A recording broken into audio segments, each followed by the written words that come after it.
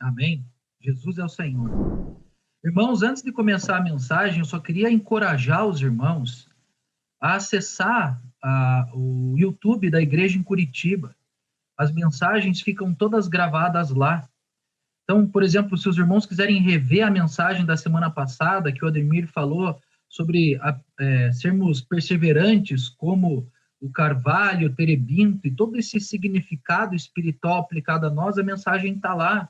Né? Você está ali no teu dia a dia, nos teus afazeres, está em casa, abre o YouTube da Igreja em Curitiba, deixa a mensagem tocando, vai ouvindo, você vai se constituindo da mensagem, você pode também compartilhar esse link com alguém, alguém que possa receber essa mensagem. Então, encoraje os irmãos a entrarem lá, né, a se inscreverem, e isso é mais uma ferramenta que o Senhor nos deu para podermos estar alinhados, né, prosseguindo, ouvindo a palavra, né, sendo constituídos da palavra, né.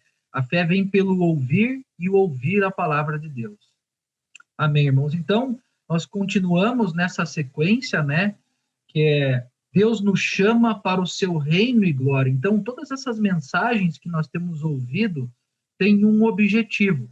Deus nos chama para o seu reino e glória. Deus não nos chamou para qualquer coisa, mas é para o seu reino e glória. Né? E o tema dessa série agora que nós estamos vendo é, afinal, o que detém o anticristo. Então, o Senhor tem falado muito para nós sobre a volta do Senhor, sobre os últimos tempos.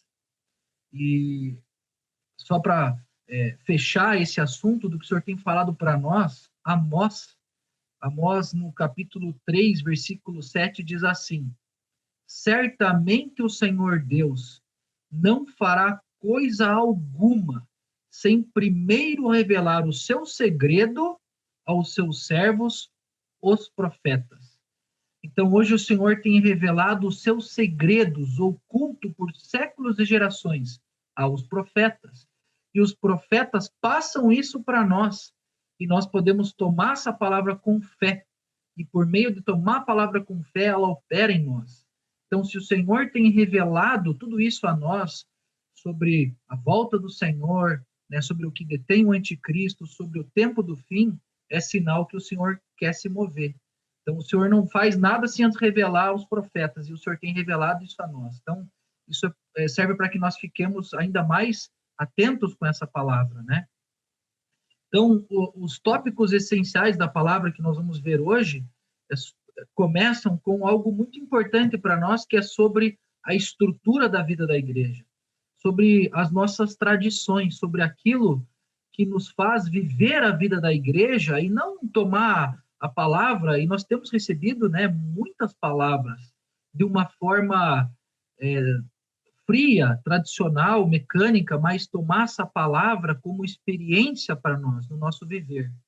Né? E na vida da igreja nós temos uma série de colunas, vamos dizer assim, que nos ajudam a prosseguir no nosso viver, desfrutando o Senhor, invocar o nome do Senhor, né? ler orar a palavra, tomar a palavra como uma oração, né? Você lê a palavra e ora por meio daquela palavra, né? Falar, cantar hinos, reunir. Hoje nós estamos aqui reunindo, né? Nós ouvimos os hinos, a letra dos hinos que nos levam para a palavra.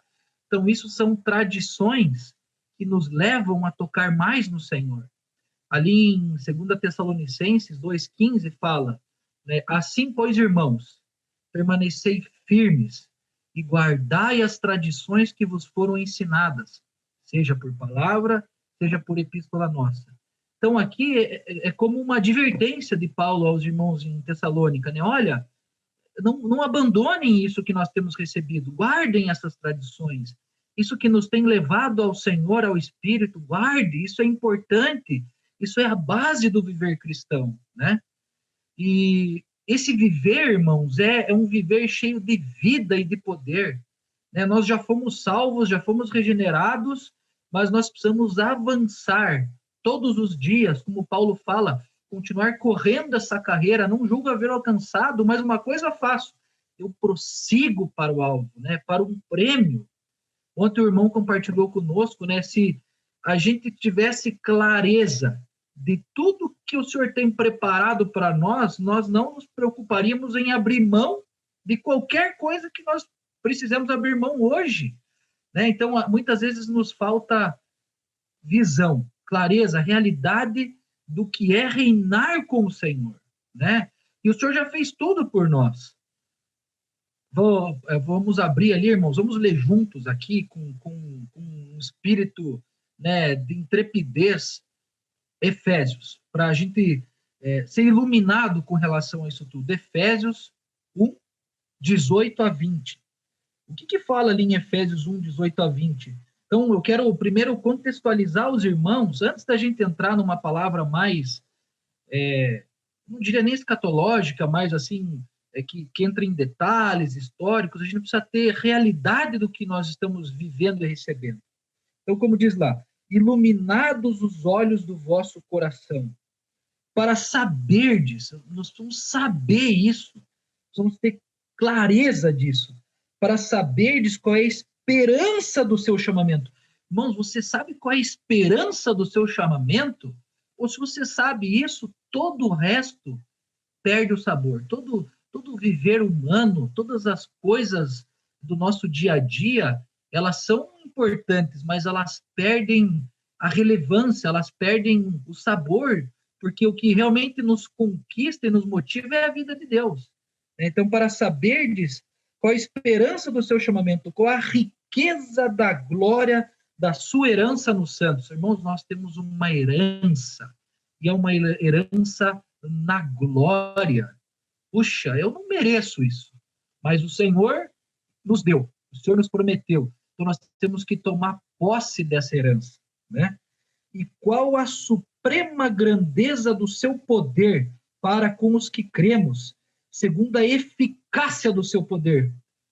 Se na sua vida cristã, se no seu dia a dia falta poder, leia e ore essa palavra. Acorde amanhã de manhã, deixe a sua Bíblia aberta do lado da sua cama, nesse versículo, e leia e ore isso diante de Deus.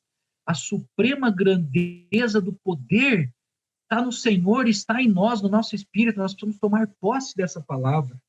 A qual a suprema grandeza do seu poder para com os que cremos, nós, os que cremos, para com os que cremos, segundo a eficácia do poder, do seu poder. Irmãos, esse poder é eficaz. Nós somos cheios de defeitos, cheios de amarras, a natureza caída está em nós, mas esse poder do Senhor que habita em nós é eficaz. Então, nós precisamos tomar, isso é tomar a palavra no coração, pegar essa palavra e orar ela diante do Senhor. O qual exerceu ele em Cristo, ressuscitando dentre os mortos e fazendo assentar à direita nos lugares celestiais. Esse mesmo Espírito que ressuscitou Cristo dentre os mortos habita em nós.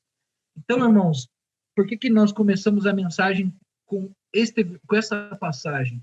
Irmãos, para que ficar claro que esse poder da vida de Deus está em nós. Então, nós não temos mais, vou dizer assim, nem o direito de viver uma vida cristã mesquinha, mecânica, fria, né? Nós já temos tudo, o Senhor já fez tudo por nós. Nós precisamos tomar posse dessa palavra, né? Desse poder que habita em nós e avançar, irmãos, porque nós temos uma herança, um prêmio preparado para nós. Já pensou se o Senhor volta? E a gente vai ver que isso vai ser em breve tempo. E você não está preparado? Se esse dia vem como ladrão, e você diz, cadê os irmãos? Rapaz, já pensou, você fala assim, eu perdi essa oportunidade, essa herança, Senhor Jesus. Então, que o Senhor nos ache fazendo assim, valorizando essa palavra que nós temos recebido, né? Valorizando, guardando as tradições da vida da igreja, não tradição no sentido pejorativo da palavra, é algo tradicional, não, as tradições que são aquilo que nos leva, aquilo que nos sustenta e tem nos levado ao Senhor, né? Então, nós precisamos guardar isso, irmão, valorizar as reuniões do seu grupo familiar, né? Valorizar as reuniões aqui do Zoom, né? É distância, não é a mesma coisa? Não é, mas amém. Então, vamos ser fiel ao que pouco que nós temos, né? As reuniões de oração terça-feira, né? Valorizar tudo isso que o Senhor tem nos dado. E aí, então, nós vamos aprender mais um pouco hoje com a parábola da figueira. Sabe o que é interessante, irmãos? Nós vamos ler duas parábolas hoje. A parábola da figueira e a parábola dos lavradores, né? Dos lavradores maus. E sabe que quando entra ali na parábola dos lavradores maus, né, ele diz assim, atentai a essa parábola. Mas quando ele fala da parábola da figueira, ó, no Mateus 21, depois nós vamos ler com calma, tá? 21, 33 diz, atentai na parábola dos lavradores maus. Mas quando fala da parábola da figueira, ele diz, aprendei, aprendei. Por quê? Porque tem algo aqui que o senhor precisa falar conosco. E quando você aprende algo, você muda de atitude. Atentar e, ó, fique atento, estou te divertindo, né? Agora, quando você aprende algo, você não só muda, mas você também ensina. Então, aqui diz, aprendei com essa parábola. Então, nós vamos ver que tem questões muito importantes, nós precisamos aprender, mudar de atitude e ensinar sobre isso, né? Então, o motivo dessa mensagem, que fala sobre a parábola da figueira, de aprender sobre ela, é mostrar que o povo de Israel, sim, negou o Senhor, perseguiu os profetas, perseguiu a igreja, e isso teve uma consequência. Eles abandonaram o Senhor, abandonaram Deus desde o Antigo Testamento, né? Isso teve uma consequência muito grave para eles. Mas nós não podemos ser ignorantes com relação a Israel e com os desígnios e a vontade de Deus com relação a Israel. Então, nós vamos começar lendo alguns versículos que vão nos mostrar esses detalhes todos. Então, vou começar ali por 1 Tessalonicenses 2,13. Outra razão ainda temos nós para incessantemente dar graças a Deus, é que tendo vós recebido a palavra que de nós ouvistes, que é de Deus, acolhestes não como palavra de homens, e sim como em verdade é palavra de Deus, a qual com efeito está operando eficazmente em vós, os que credes. Então, quando o Senhor fala conosco por meio dos profetas, e você recebe essa palavra com fé, ela opera em você. Então percebam que tem duas maneiras de você receber a palavra: crendo ou descrendo, né? Essa palavra veio de Deus? O canal está correto? Sim, então você deve crer. Uma vez que você crê, ela opera. A palavra não tem operado em mim, então será que você tem recebido ela da maneira correta? Tanto é assim, irmãos, que vos tornaste imitadores das igrejas de Deus existentes na Judéia. Então ele está dizendo aqui como os irmãos em Tessalônica, recebendo a palavra, também cresceram em vida e cresceram no viver da igreja. Porque também padecestes da parte dos vossos patrícios as mesmas coisas que eles, por sua vez, sofreram dos judeus. Ele está dizendo aqui que os judeus estavam perseguindo as igrejas, tanto da Judéia quanto aqui em Tessalônica. Os quais não somente, o 15, os quais não somente mataram o Senhor Jesus e os profetas, como também nos perseguiram e não agradaram a Deus, e são adversários de todos os homens. Quer dizer, eles achavam que perseguindo a igreja teriam agradando a Deus, mas pelo contrário. E o 16, a ponto de nos impedirem de falar aos gentios, eles estavam impedindo de que mais pessoas fossem salvas. Aos gentios, para que esses sejam salvos, a fim de irem enchendo sempre a medida dos seus pecados. Olha agora a advertência, né? A ira, porém, sobreveio contra eles definitivamente. Então, os judeus achavam que estariam agradando a Deus, perseguindo a igreja, matando o Senhor. E muito pelo contrário, isso fez com que eles colhessem ira, colhessem consequências diante de Deus, né? E já vou pular direto para a parábola da vinha, né? Dos lavradores maus ali, para mostrar exatamente a consequência para nós desse intento mal, né, dos judeus, tanto abandonando a Deus, isso já antes, né, do Senhor, perseguindo e matando o Senhor e depois perseguindo a igreja. Então nós vamos ali para Mateus, são várias passagens, irmãos, que nos ajudam a contextualizar e entender tudo isso. Então eu quero passar com elas junto com os irmãos, né? Então é Mateus 21, 33 ao 43. Então você vê aqui, fala, atentai. Então, nós precisamos ficar atentos a esta parábola, né? Atentai noutra parábola. Havia um homem, dono de casa, que plantou uma vinha, cercou-a de uma sebe, uma cerca, construiu nela um lagar. O lagar é aquele lugar que você preme a uva, né? Então, ele criou toda a estrutura, né? Uma torre, que é para cuidar da vinha, né? E deu a uns lavradores. Depois se ausentou do país. Então, aqui está mostrando que Deus preparou tudo para o povo de Israel. Preparou tudo, deu tudo pronto. Bom, ao tempo da colheita, enviou os seus servos aos lavradores para que recebessem os frutos que lhe tocavam. Irmãos, qual é o fruto que lhe tocava? Qual é o fruto que Deus espera dos lavradores? É o amor. A essência de Deus é amor. Em 1 João 4,16 fala sobre isso, né? Que Deus é amor. E aquele que está, né? Que se conecta a Deus, ele não tem como produzir outra coisa senão amor, né? Então, continuando. E os lavradores agarraram os servos, espancaram a um, mataram a outro e a outro apedrejaram. Enviou ainda outros servos em maior número e trataram da mesma forma. Então, aqui também fala dos profetas que falavam para Israel se arrepender dos seus pecados e não teve jeito, né? Por último, enviou-lhes o seu próprio filho, dizendo: a meu filho respeitarão. Mas os lavradores, vendo o filho, disseram entre si: este é o herdeiro. Ora, vamos matar o herdeiro, né? E aí vamos ficar com a vinha para nós. Isso é tão descabido quanto achar que matando o Senhor ou perseguindo a igreja estariam agradando a Deus. Eu vou matar o dono do meu imóvel, o imóvel vai se tornar meu. Isso é tão descabido quanto, né, achar que agradariam a Deus perseguindo a igreja e perseguindo os profetas, né, matando o Senhor. E agarrando-o, lançaram para fora da vinha e o mataram. Quando, pois, vier o Senhor da vinha, que fará a esses lavradores? Respondeu-lhe: fará perecer horrivelmente a esses malvados e arrebatará a vinha dos lavradores que lhe remeter e arrendará a vinha a outros lavradores que lhe remetam os frutos a seu devido tempo. Qual é esse fruto? O labor de amor. Então aqui mostra, e essa resposta foi dada pelos próprios judeus. Então percebam que eles mesmos deram vamos dizer assim, falaram do castigo. O que você faria com eles? Eu acho que eles têm que sofrer. E colheram isso mesmo, né?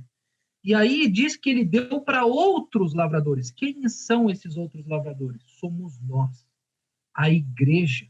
Então, percebam que o plano de Deus, a economia de Deus, que se iniciou ali com Abraão há 2000 anos atrás, e passou por todo o povo de Israel, por todo esse período de Israel, né? Ela foi retirada de Israel e foi dada a nós. Então, se iniciou uma nova era, que era da igreja. Então, a igreja, agora quem leva esse bastão, né? Quem leva esse evangelho, quem leva para cumprir a economia de Deus.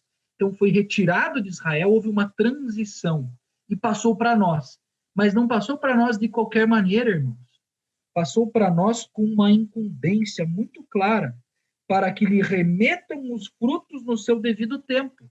Então percebam que o Senhor nos deu essa incumbência e nos deu uma responsabilidade, que é gerar frutos. Frutos por meio do quê? Como nós vimos, do labor de amor. O amor é a essência da vida de Deus. E quando você desfruta da vida de Deus, é impossível você não ter outro fruto senão o amor. Aí você não vai ter dificuldade de cuidar dos irmãos.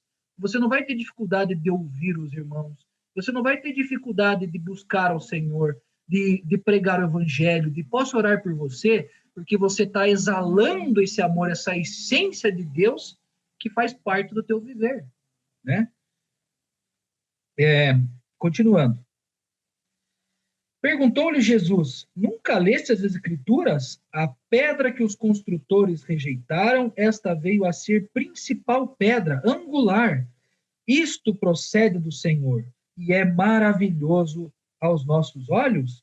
Portanto, vos digo que o reino de Deus vos será tirado, e será entregue a um povo que lhe produza os respectivos frutos. Então, foi retirado de Israel e foi dado a nós, a igreja, né? Isaac, coloca para nós aquele quadro de Daniel. Nós já vimos isso, né, em mensagens anteriores, mas para exemplificar, para ficar mais claro, né, aqui fala das 70 semanas de Daniel, mas só para relembrar que com a morte do ungido, a história de Israel foi interrompida e se inicia a era da igreja. E a era da igreja vai até a última semana de Daniel, onde se inicia aquele período que vai ser dividido em duas partes: 3 anos e meio de paz, 3 anos e meio de grande tribulação. Por que não se inicia só lá antes de começar a grande tribulação, né, quando será o arrebatamento dos vencedores? Por quê? Porque essa história de Israel, a última semana, vai ter uma parte de paz e uma parte de tribulação. E a parábola que nós vamos ler na sequência, que fala da figueira, diz que atentai, né, ficar atento com essa parábola, porque quando a figueira brotar, está próximo o verão. Então percebam que a última semana de Israel tem que ter duas partes, uma parte de paz, e vai ser a paz em Israel que vai determinar o início dessa semana, e uma parte de tribulação, certo? Bom, então só para fechar esse contexto que nós vimos sobre Israel e sobre o reino ter sido retirado deles, eu queria ler duas passagens para os irmãos, que é a 2 Crônicas 36:16, que diz, eu vou tocando, irmãos, que eu não quero me delongar no tempo, né? Eles, porém, zombavam dos mensageiros, desprezavam as palavras de Deus e mofavam dos seus profetas, até que subiu a ira do Senhor contra o seu povo e não houve remédio algum. Israel perdeu o seu estado natural, aquele temor de Deus, a fé que veio com Abraão, com Isaac, com Jacó, eles perderam isso, né?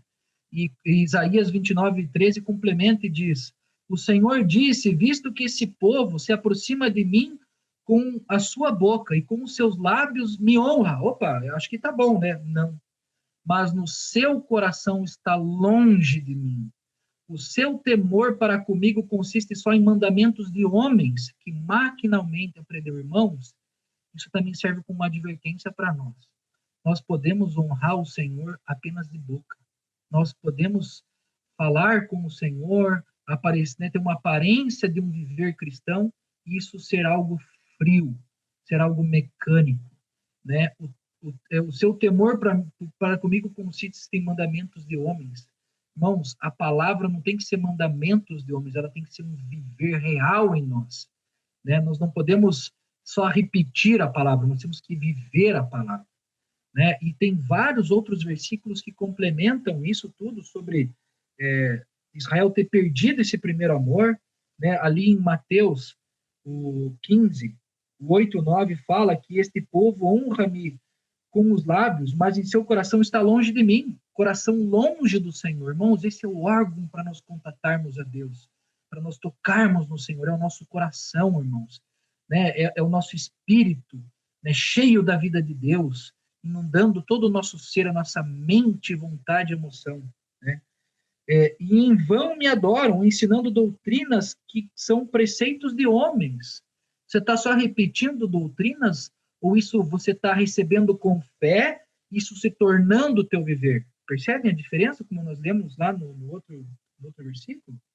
Em Atos 2, continua a advertência. Atos 2, 22, fala o quê? Era aqui, no caso, eles falando com os israelitas, né? Justificando, né? Varões israelitas, atentei a esta palavra, Jesus, o Nazareno, provado por Deus diante de vós com milagres e prodígios, sinais. Olha, ele fez tudo que da parte de Deus poderia fazer para provar que ele era enviado de Deus. Com milagres, prodígios e sinais, os quais o próprio Deus realizou por seu intermédio.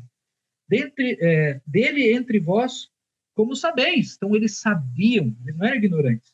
Sendo este entregue pelo determinado desígnio e presciência de Deus, vós o matastes, crucificando-o por mãos iníquas. puxa, aqui tá falando, olha, vocês mataram o autor da vida, mataram o enviado de Deus, mataram o Senhor Jesus, mesmo tendo provas irrevogáveis que ele era o enviado de Deus. Então, aqui está mostrando que Israel iria colher consequências por isso que eles fizeram. Israel colheria os frutos disso que eles fizeram. Né? Só completando, o 3,15 fala, Dessarte, mataste o autor da vida, a quem Deus ressuscitou dentre os mortos. E o 4,10 fala, tomai conhecimento vós e todo o povo de Israel, de que em nome de Jesus Cristo Nazareno, a quem vós crucificastes e a quem Jesus ressuscitou dentre os mortos, sim, em seu nome é que este está curado. Este Jesus é pedra rejeitada por vós, os construtores, ao qual se tornou pedra angular. E não há salvação em nenhum outro, porque debaixo do céu não há nenhum outro nome dado entre os homens pelo qual importa que sejamos salvos. Vê, completou o que a gente leu ali na parábola, né? Que ele é a pedra angular, ele é a base, ele né, é a sustentação do mover de Deus atual. E ele foi rejeitado por Israel. Então, por tudo isso, por perseguir o Senhor, por perseguir a igreja, por ter abandonado a Deus já antes da vinda do Senhor, Israel colheu amargas consequências. E, irmãos, logo após isso tudo acontecer, né, a gente leu ali em Tessalonicenses, ela foi escrita entre o ano 50 e 54, essa epístola, quando ele falou ali para os judeus que eles colheriam consequências disso tudo. Irmãos, de 16 a 20 anos depois, né, não tem precisão do ano que Paulo escreveu a carta, mas 16 anos depois disso, Israel já foi destruído, né? O templo foi destruído por Tito, o imperador Tito, que era o príncipe Tito, né? Ele destruiu o templo que César tinha reconstruído anos antes, e além disso, os israelitas foram dispersos, eles perderam a nação. Se ainda tinha alguma nação ali, eles perderam, e eles foram dispersos pelo mundo. Eles perderam o seu país, a sua referência como nação, como Estado. E cada um teve que ir para um campo e se virar sozinho, e eles foram perseguidos. Aí começou o longo inverno desta figueira. Então, a parábola da figueira que fala que ela brotou, ela passou por um longo inverno, um longo período de perseguição, né, de seca, que os judeus chamam isso, né, de galut, que é um período de sofrimento, né, e só veio a brotar no ano de 48, quando o Estado de Israel foi refeito, mas isso com muito sofrimento, com muita perseguição, né? Então, irmãos, nós não podemos ser ignorantes com relação à história de Israel, que sim, eles perseguiram o Senhor, sim, eles perseguiram os profetas e a igreja, sim, mas mesmo assim o Senhor guarda o remanescente e é a história de Israel que vai finalizar esta era, que vai finalizar a história, vamos dizer assim, da humanidade, né? Porque a última semana que precede o novo céu, nova terra, o reino do Senhor, né? O reino milenar. Então percebam que eles ainda vão fechar essa era. Então nós não podemos ser ignorantes com relação a isso. Precisamos entender, tomar isso como uma advertência para nós e ver que Israel é um dos sinais da volta do Senhor, né? Então, o Senhor ainda irá salvá-los. Isso está bem claro, e até no Novo Testamento, não só ali no Velho Testamento fala que o Senhor vai resgatar Israel, vai salvar Israel, porque o Senhor olha para Israel separando os figos bons dos figos maus, né? Ali em Jeremias 24 fala que ele tem uma visão, Jeremias, né? E ele vê figos numa cesta e tem figos bons e figos ruins. Figos ruins que não dá nem para comer. E figos bons, e ele diz que esses serão guardados. Isso lá na época do exílio, mas isso também demonstra que na volta do Senhor, nos últimos tempos, o Senhor ainda vai olhar para os figos bons e vai guardar o remanescente de Israel. E no Novo Testamento também fala sobre isso. Fala ali em Romanos, capítulo 9, versículo 27. Fala que, apesar das coisas más que Israel fez, o Senhor ainda vai resgatá-lo, né? Então, relativamente a Israel, né, dele clama Isaías, ainda que o número dos filhos de Israel seja como a areia do mar, o seu remanescente será salvo. Então, puxa, glórias ao Senhor. Então, o Senhor não volta atrás com a sua palavra. Ele fez uma promessa para e ele cumpre ela. Ele vai cumpri-la. É claro que existe uma consequência do fato deles terem abandonado o Senhor, mas o Senhor mantém a sua palavra, né? E nós hoje fazemos parte dessa promessa. Nós hoje somos também a descendência de Abraão, de Israel. Eu até comentei ontem com os irmãos que quando eu era criança e lia assim essas passagens que falavam sobre isso, eu dizia, nossa, como eu queria ser judeu, né? Puxa, olha quanta promessa boa, né, que Deus deu para eles. Puxa, pena que eu não nasci judeu. Eu até lembrei que o meu pai uma vez comentou que achava que um tataravô, lá da parte da minha avó, podia ter sido judeu. Eu falei, nossa, tomara que fosse, porque aí eu fazia parte dessa promessa. Mas hoje nós vamos ver aqui, irmãos, na palavra, que esta promessa também é para nós, porque nós somos filhos de Abraão. E está ali em Hebreus 11, 12. O que fala em Hebreus 11, 12? Por isso também, de um, aliás, já amortecido, Abraão, saiu uma posteridade tão numerosa como as estrelas do céu e inumerável como a areia da praia do mar. Estrela do céu representa a descendência celestial, nós, por meio do viver em Cristo, do novo nascimento em Cristo, nos tornamos filhos de Deus e também descendentes de Abraão, segundo a promessa. E a areia do mar são os filhos de Israel. Quer ver? Vamos comprovar isso mais uma vez em Gálatas 3, 7 a 9.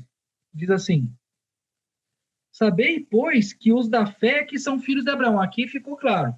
Os da fé, nós, os que cremos, é que somos filhos de Abraão. Ora, tendo a Escritura previsto que Deus justificaria pela fé os gentios, pré-anunciou o Evangelho de Abraão. Então, aqui mostra que o Evangelho foi anunciado a Abraão também por causa de nós. O Senhor já nos viu no tempo, o Senhor já nos viu na eternidade, e por causa de você, que está hoje ouvindo essa mensagem e creu no Senhor como seu Senhor e Salvador, é que o Evangelho foi pregado a Abraão lá atrás.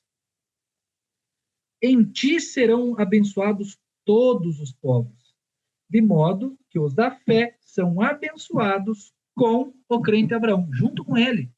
Os da fé são abençoados com o crente Abraão.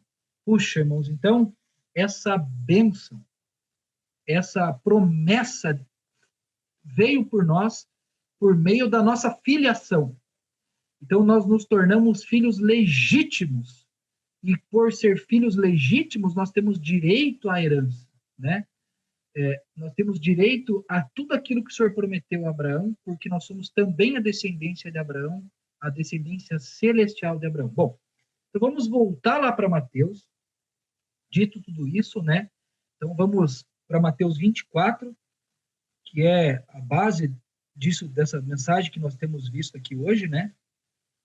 Que fala sobre a parábola da figueira. Então, como eu comentei no início, aqui diz, aprendei.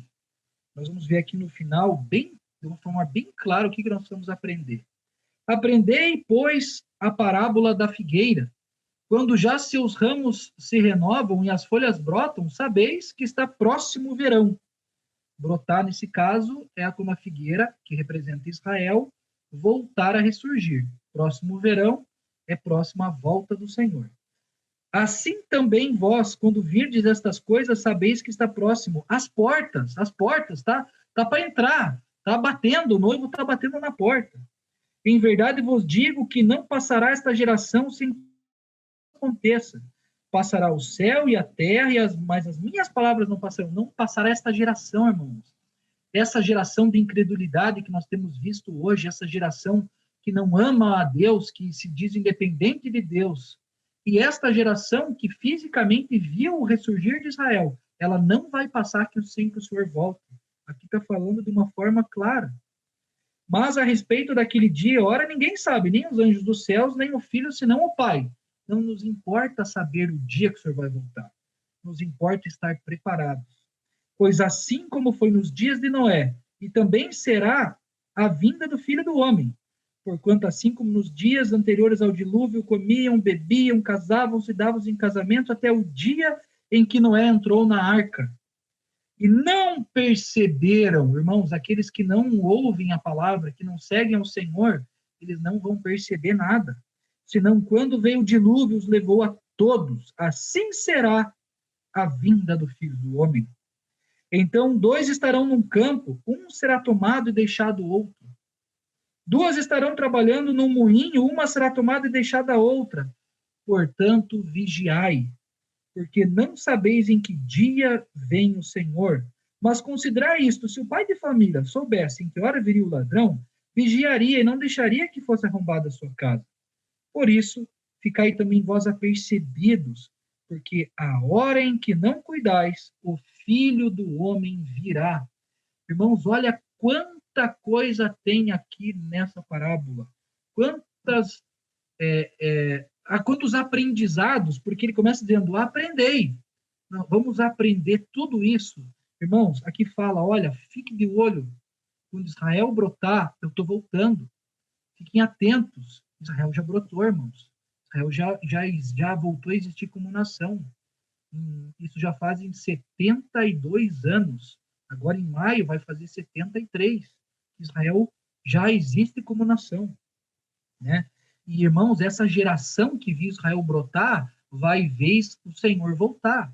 Essa geração de incredulidade, de dizer não à palavra de Deus, de querer mudar os tempos e leis, de querer mudar, né, a base da palavra, eles vão ver o dilúvio e vão achar que está tudo certo, né? Vão ver a volta do Senhor, né? Então, essa geração comiam, bebiam, casavam, andavam em casamento, irmãos, essa é a nossa sociedade de hoje, cada vez mais longe de Deus.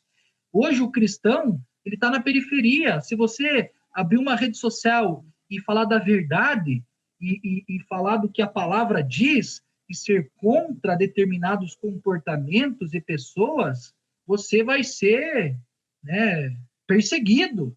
Então, percebam que a sociedade hoje não aceita mais a palavra de Deus como verdade pura.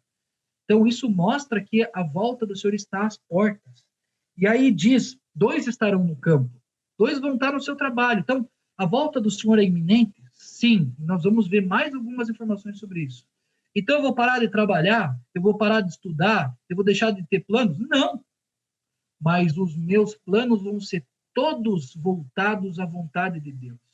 Senhor, o que o Senhor deseja de mim? O Senhor deseja que eu trabalhe? Claro. Mas o meu trabalho é para a honra e glória do nome do Senhor? O meu viver é para falar do Senhor para as pessoas? É para dar esses frutos de amor? Percebam, irmãos, que não é deixar de fazer as coisas, mas é ter o Senhor como nosso foco, como nossa meta. É ter o reino como nosso foco. Percebem? O meu objetivo, puxa, Senhor, o Senhor vai voltar, mas eu queria tanto fazer isso, eu queria tanto conquistar aquilo. O Senhor não pode esperar mais um pouquinho, irmãos?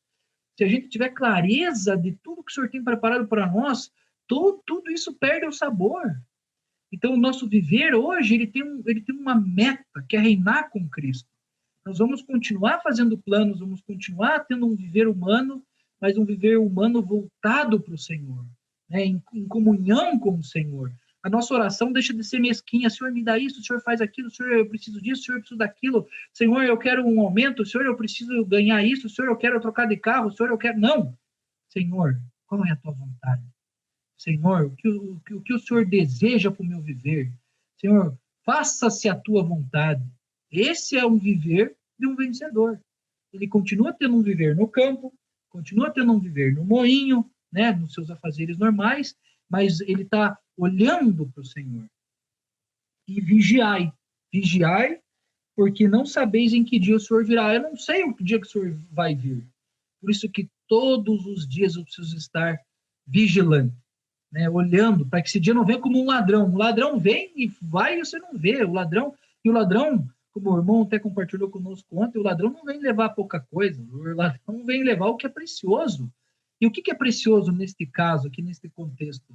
É o nosso viver diante de Deus, são os frutos de amor que o Senhor nos pediu. O Senhor nos pediu, olha, eu quero que ao seu tempo, eu quero os frutos eu já dei tudo para vocês. Eu já preparei a lavoura, o lagar está pronto, está cercado, está tudo pronto. Agora eu só quero os frutos. Então o ladrão vem para levar isso, irmãos, para levar nossa comunhão embora, para nos distrair com redes sociais, com sustento, com o que seja. O ladrão vem para nos roubar a presença do Senhor, né? E então nós precisamos estar apercebidos.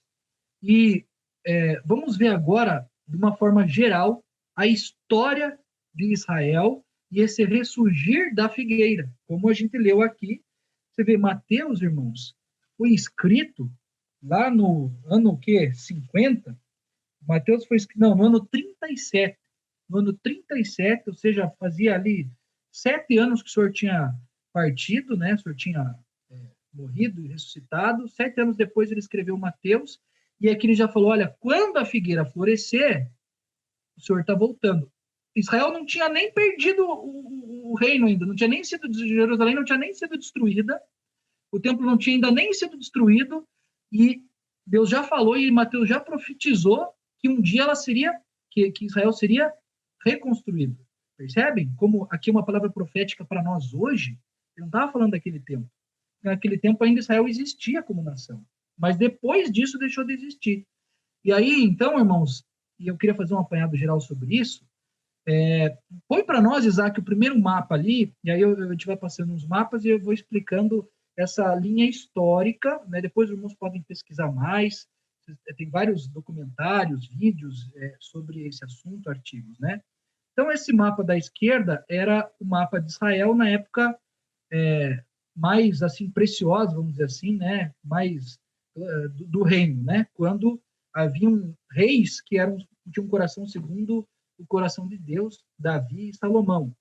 Então, ele ocupava ali todo um território que hoje é do Egito, é do Iraque, é da Síria, de vários países vizinhos, né? E até lá em cima do Eufrates. Depois, eles foram se perdendo, perderam o primeiro amor, vieram vários reis que não eram tementes a Deus, e eles começaram a ser conquistados, né, por outros povos, né, e o reino foi diminuindo.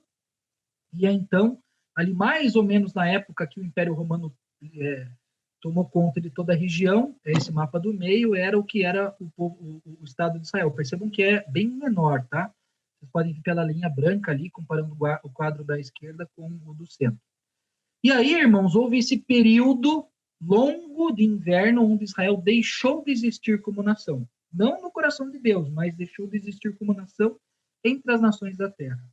E no início do século XX, final do século XIX, início do século XX, houve então um movimento de judeus do mundo todo para voltar para a sua terra original. E aí vocês podem ver ali no ano de 47, ali de 20 a 48, mais ou menos, antes de se tornar nação, aonde que estavam as colônias judaicas, ali nesses laranjinhas, ou seja, pequenas colônias, pequenas vilas espalhadas pela região e cercados dos povos árabes ali na Palestina. Pode passar o próximo, esse período, né, que chama de diáspora, que é o período que eles não tiveram nação. E aí, irmãos, começaram a vir vários conflitos, essa região toda era o Império Otomano, toda aquela região, não só Israel, mas todos aqueles países. O Império Otomano, na Primeira Guerra, deixou de existir, aí esse espaço todo foi controlado pela Inglaterra, e aí começou a ter muitas tensões, porque muitos judeus começaram a ir para lá. Então, assim, milhares de milhares. Chegou um momento que tinha ali mais de 500 mil de judeus vivendo nessa região. E começou a ter conflitos, até como se fosse uma guerra civil nas ruas. Judeus e árabes se enfrentavam, se matavam nas ruas. Começou até ter grupos guerrilheiros, tanto da parte de Israel quanto da parte dos árabes. E aí, para acabar com a confusão, a Inglaterra também queria se ver livre do pepino, né? Falou, vamos então criar aqui uma situação para que Israel tenha um Estado, que a gente permita que tenha um Estado, isso até antes da ONU existir, mas antes havia outra organização das Nações Unidas, e aí então criaram um caminho para que Israel pudesse voltar a ter uma nação. E aqui esse mapa que vocês estão vendo é o plano da ONU, apresentado para as Nações Unidas, né? Para que Israel tivesse um Estado, que é essa parte laranja. E a parte amarela seria Estado árabe, né? Seria os árabes que estavam na região. Isso foi apresentado na ONU em 47, por várias vezes um diplomata brasileiro que encabeçou isso, Oswaldo Aranha, teve que suspender as votações para conseguir o quórum e convencer o pessoal para aprovar isso, e aí a ONU aprovou essa resolução ali em maio de 47, né, aprovou, em novembro de 47, perdão, dizendo, olha, tudo bem, Israel pode ter uma nação, mas os países árabes foram todos contra. Não, não, não aceitamos isso aí, não, não, não, e acabou. Mas Israel não se deu por vencido, e aí em 48 eles se autoproclamaram nação. Então veja, a ONU deu o caminho, mas Israel tomou iniciativa e disse, não, nós vamos nos declarar nação. Isso foi em 14 de maio de 48. E aí, irmãos, o que aconteceu? Eles, claro, com base nessa resolução da ONU, desse território pré-estabelecido, dissemos, então, a partir de hoje, este território é nosso. Então, obviamente, houve um processo de expulsar os não-judeus dali. No dia seguinte, irmãos, uma liga de países árabes, composta por Egito, Iraque, Síria, Transjordânia, Líbano, Arábia Saudita e Iêmen, e várias outras forças expedicionárias de outros países que não entraram oficialmente nessa guerra, mas que mandaram soldados, atacaram simultaneamente Israel. Quer ver? Ó, passa o próximo mapa ali, Isaac. Dentro desse mapa do que seria o Estado de Israel, eles foram atacados por milhares de soldados de todos esses países ao mesmo tempo. Uma nação recém-criada e sem exército. No dia seguinte. E, irmãos, aqui mostra, e isso que eu queria que ficasse claro, a soberania de Deus e o guardar de Deus por Israel.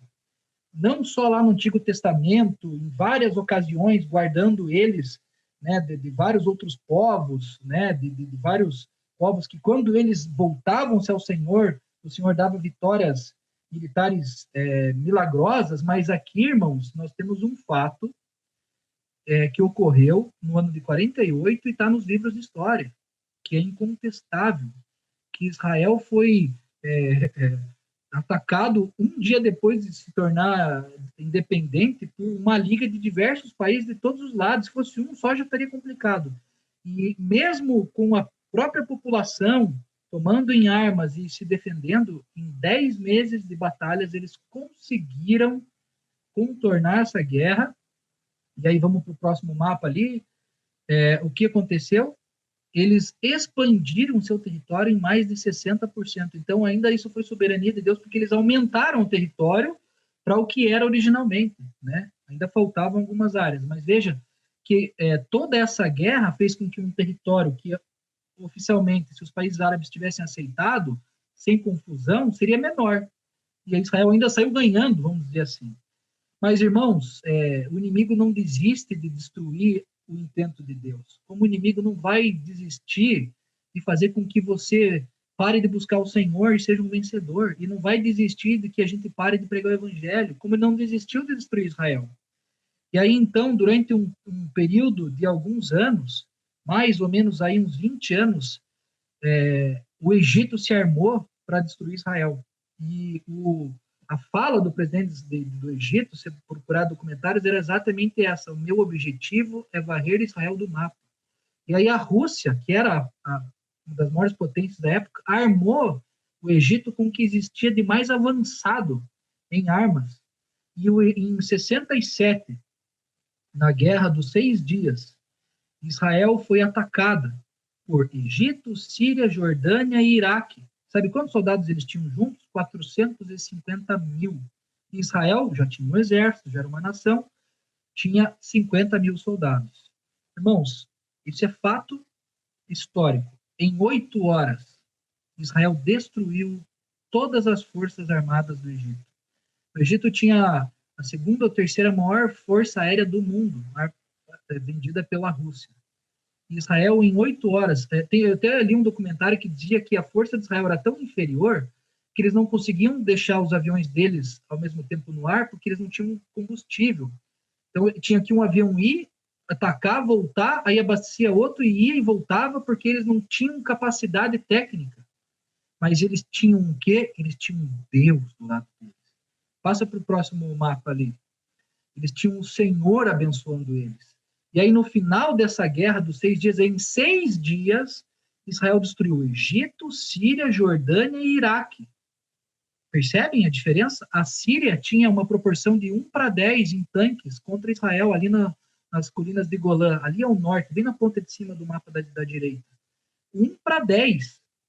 tem documentários que dizem que os soldados sírios chegou um determinado momento que, mesmo tendo superioridade numérica na guerra, eles fugiram. E aí tem um museu lá em Israel que eles guardaram um sapato dos soldados sírios que eles fugiram com tanto medo, tanta pressa, que deixaram os sapatos para trás. E tá lá, tem um museu, tem alguns documentários que mostram isso. O que é isso, irmãos? É soberania de Deus. Tem um depoimento de um combatente sírio, que era um tenente, tinha uma certa patente, que ele dizia assim: nós estávamos prontos para lutar contra judeus, mas não contra o Deus dos judeus. Porque tem um determinado momento que um soldado israelense rende um pelotão inteiro egípcio e leva eles cativos até a base dele. E aí, quando chegam lá, isso está nos livros de história, eles dizem assim: ué, mas como assim você sozinho rendeu um batalhão inteiro? Eu não sei, eu cheguei lá e eles se renderam. E aí, quando perguntam para os oficiais egípcios por que eles se renderam, dizem assim: nós não nos rendemos a um soldado, nós nos rendemos a um exército inteiro, mas aquele soldado estava sozinho. Então, eles viram, e lá conta, né, nesse documentário, que os oficiais viram soldados com uma farda branca e acharam que era um pelotão inteiro, e não era. Você vê, até mesmo os inimigos de Deus podem ver a mão de Deus quando isso é da vontade de Deus. Isso está na história. Você escuta um sírio falando isso, não é um soldado, mas é um israelense falando, não, era um sírio falando. Então, irmãos, mais uma vez eu queria mostrar, Deus não se esqueceu de Israel. Deus continuou abençoando e guardando Israel. Olha o tamanho do território de Israel no final da Guerra dos 6 Dias. E daí, sabe o que aconteceu? Israel falou assim: olha, Egito e Síria, eu devolvo esses territórios para vocês se vocês reconhecerem que eu sou uma nação. Não vamos reconhecer nada, não. Então, Israel, depois, lá em 73, onde houve um novo conflito, que foi a Guerra do Yom Kippur, mais uma vez Israel saiu vitorioso, dessa vez sofreu um pouquinho mais, né? Até dizem na história que Israel se tornou orgulhoso por causa dessas vitórias miraculosas. Até tem documentos do Pentágono que falam sobre movimentos e histórias de guerra. Eles estudam as guerras para aprender com elas, para ensinar os seus generais e assim por diante. E diz que na Guerra dos 6 Dias não há o que aprender, porque não há raciocínio lógico que entenda como uma nação muito inferior, com uma capacidade militar inferior, numérica de soldados, de aviões e tanques inferior, consegue em 6 dias derrotar 5 países muito superiores, e o Egito era o grande país na época, né? Então, assim, é a mão de Deus, né? É a mão de Deus, como quantas vezes o Senhor fez isso lá no Velho Testamento, e os incrédulos podem dizer que isso é história, mas isso está hoje, né, claro para nós, e não é só uma história de 2, 3 mil anos atrás, mas é uma história real do nosso tempo. E a Bíblia nos fala na parábola da figueira, diz assim: olha, aprenda com isso, fique atento com isso, porque quando isso tudo acontecer, eu estou voltando, tá? E essa geração não vai passar sem que isso aconteça. Então, Deus sempre guardou Israel. A sua sobrevivência é um milagre, né? Põe o próximo mapa para nós. O Isaac é o meu contra-regra aqui. Então, irmão, só para fazer um apanhado geral, então, antes de Israel existir como Estado, é o mapa da esquerda. Aí o segundo mapa ali, da esquerda para a direita, é a proposição da ONU, se os países árabes tivessem aceito. Terceiro mapa é o que aconteceu depois daquele primeiro conflito, né, quando atacaram Israel pela primeira vez. E hoje, como está o mapa de Israel hoje, né? Então, hoje até tem algumas áreas que sofreram pequenas mudanças, mas em princípio vejam que tem várias áreas ali na faixa de Gaza e também no entorno de Jerusalém que já são território de Israel. Então, irmãos, Israel é composta por figos bons e por figos ruins, né? Perseguiram o Senhor, perseguiram os profetas, mas Deus ainda olha para os figos bons, né? Pode tirar o mapa já, Isaac. Então, Deus olha para os figos bons e Deus não se esqueceu do seu povo, não se esqueceu das suas promessas, né?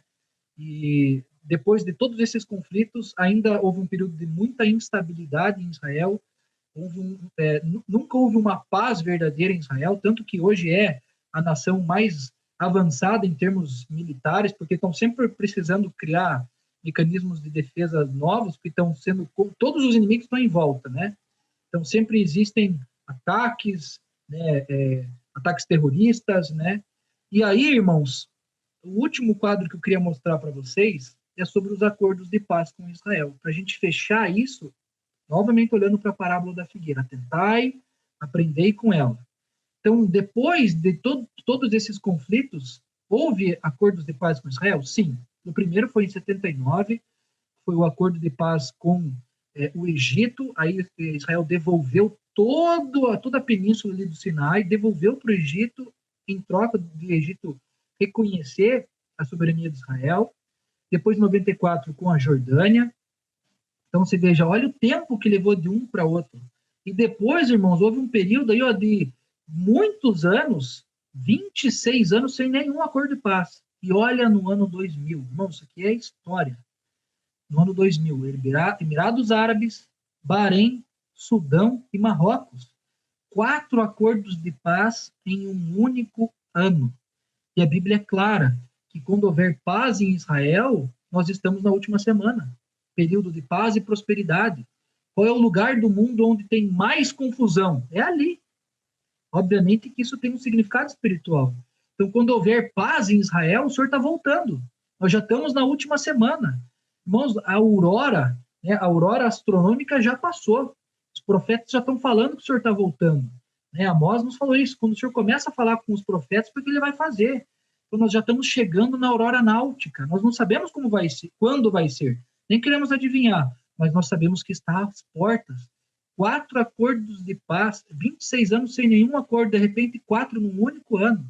Quer ver? Eu separei umas notícias para os irmãos, tem diversas notícias sobre esses assuntos, mas eu separei algumas. Esse é quando o Trump falou que faria esse acordo, né, que é o acordo de paz com Israel e o Oriente Médio, então são várias nações que ainda faltam. Próxima notícia.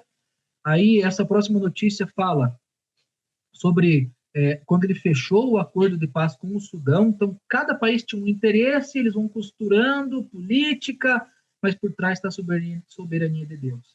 A próxima notícia, ela fala também sobre o acordo de paz, que foi batizado de Acordo de Abraão. Abraão também, né, é pai ali para os muçulmanos. Então, eles chamaram de Acordo de Abraão. Israel afirma que espera que outros países árabes se juntem. Então, olha, se Emirados Árabes, se Sudão, se Marrocos, se eles fizeram um acordo, os outros vêm atrás, percebem? Com interesses. Próximo. A gente vai ter uma Copa do Mundo agora num país árabe, né? A próxima. Isso, irmãos, isso também é soberania de Deus. Aí eles precisam ser bem vistos pelo mundo e aí costuram-se esses acordos.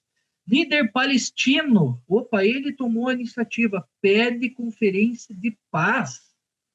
Líder palestino pede conferência de paz em 2021. Próxima notícia.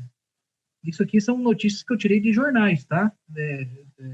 Não são notícias fake. Governo Biden. Parou com o Trump? Não, não parou, não. O Biden também quer aparecer de bom moço.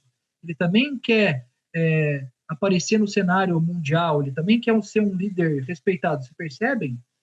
A intenção do coração dele não importa para nós. O que importa é que isso por trás está a soberania de Deus, a vontade de Deus.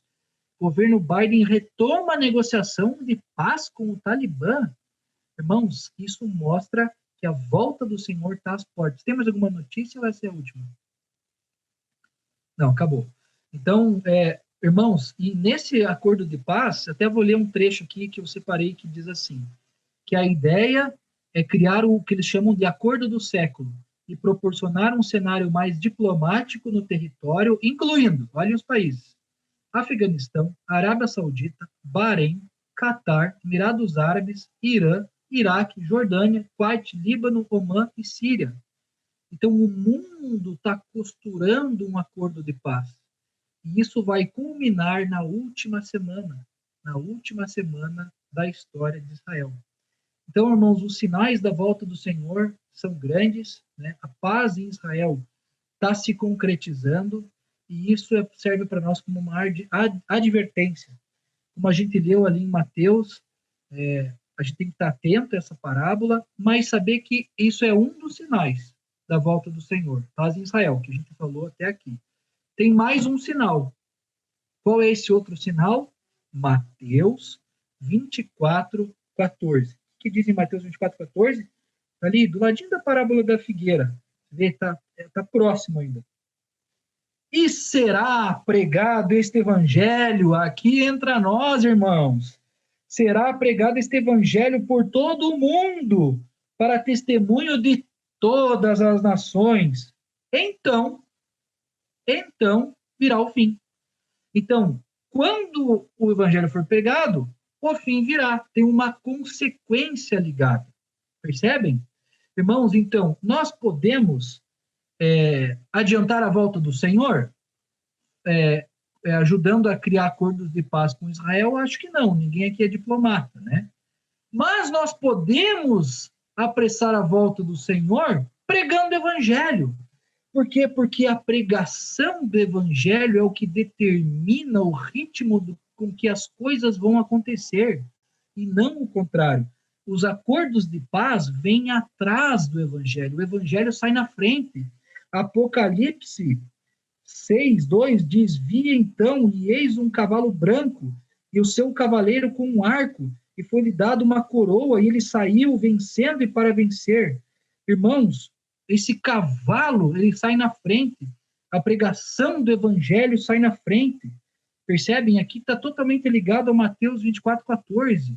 O que dita o ritmo com que as coisas vão acontecer é a pregação do evangelho.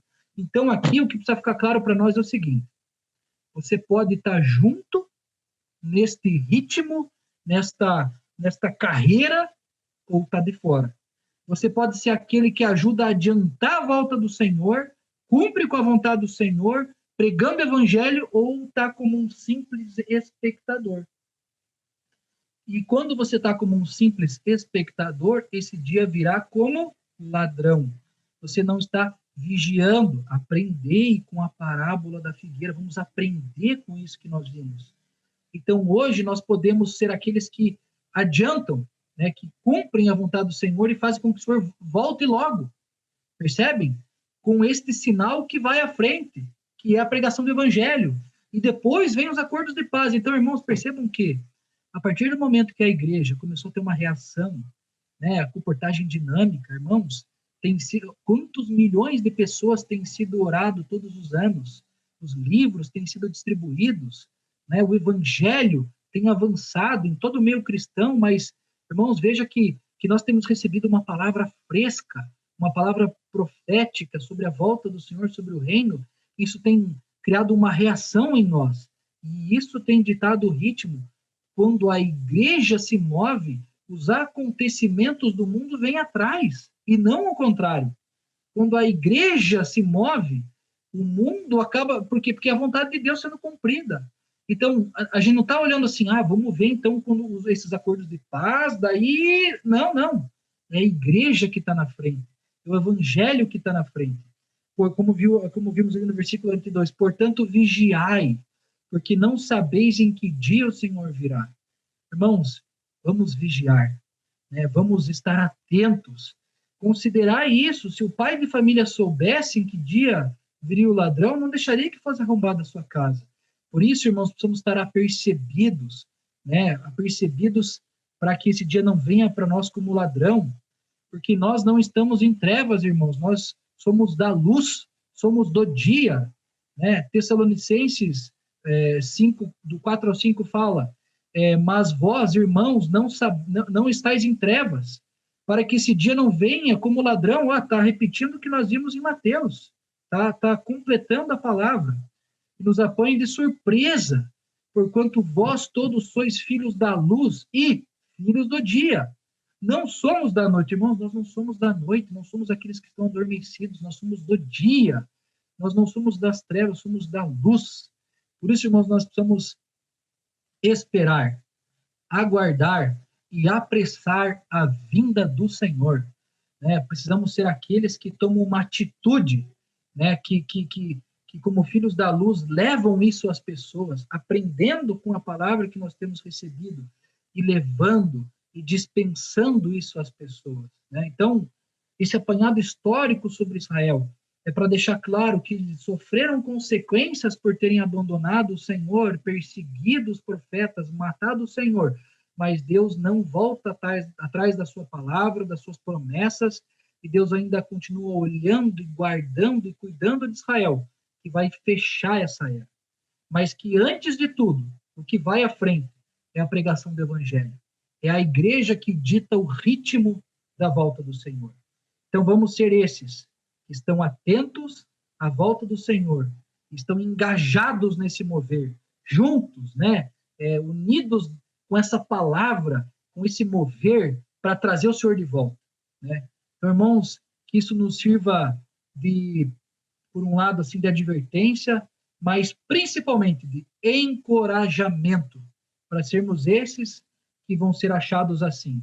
Embora esteja no campo, né, no moinho, né, no trabalho, em casa, sejamos esses que o Senhor diz, aqui, ó, aqui o Ademir, olha aqui, ó, o Giovano, olha aqui o Éder, esse eu achei fazendo assim, cumprindo com a vontade do Senhor. Amém, irmãos? Jesus é o Senhor.